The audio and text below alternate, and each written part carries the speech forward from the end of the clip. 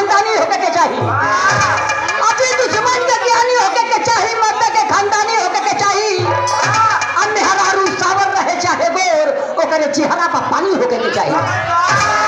कहा गया है तो किसी साहब ने कहा है, ई जिंदगी केहू का अमानत ना होले, ई जिंदगी केहू का अमानत ना होले, और कयामत से पहले कयामत ना होले।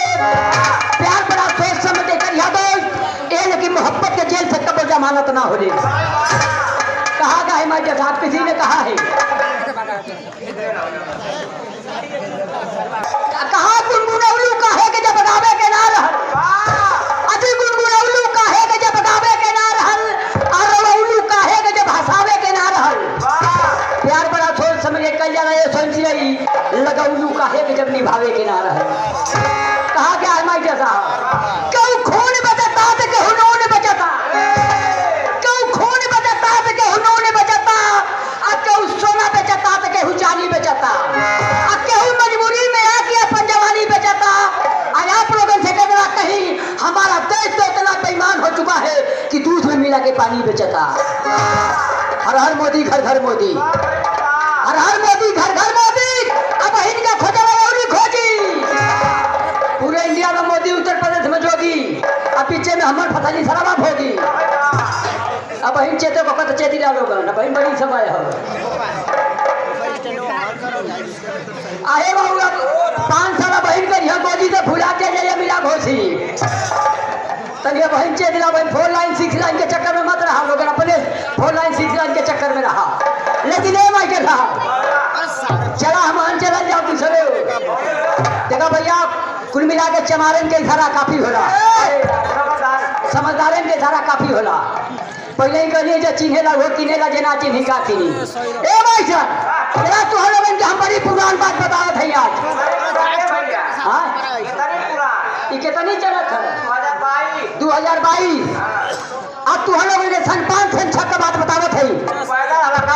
पैदा ना रहनी रे सारे लगभग हवे सन 5 सन 6 में जब हमारे दादा के बियाह लगल। आ कैसे लगल, कैसे हो तुम्हारे माई से और कैसे बियाह लगी। ए बाबू जब बियाह हम ही अगुआ, हम ही साहबाला पहले उठी का बियाह ने बधले रहली। अरे बाबू जब हमें अपन दादा के बियाह के दिन ध दिहली तो हमारे गांव के मेहरारू मिल के हमारे दादा के यस हड्डी लगवली, हमारे दादा के पिलिया हो गई। हमके चिंता हो गई कि हर पिलिया हो गई, हर बियाह के दिन धैले है। अब लगली अपने दादा के मुरई चुहावे, ऊख खियावे, ऊख चुहावे। आज देखा सुरेंद्र यादव हलवाई वो खराब बनौले रहना। अच्छे तनी बच गया था का भैया। अच्छा आज पिए तो आजी के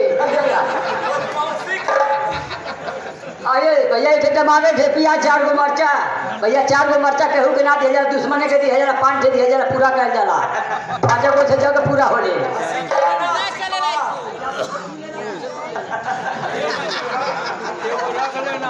लेकिन माइटर साहब ए बाबू लगली अपने दादा के मुरई चुहावे, ऊ खियावे। कैसे दादा हमा के ठैला पहले उठी के बियार है, हम ही अगुआ, हम ही साहबाला।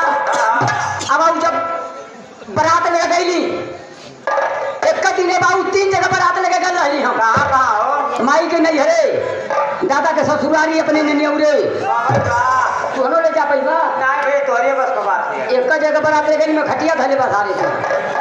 हम 3 जगह बारात लेके गल रही। अरे बाबू वही बरतिया में माइके साहब डीजे फैली लेके गल डीजे।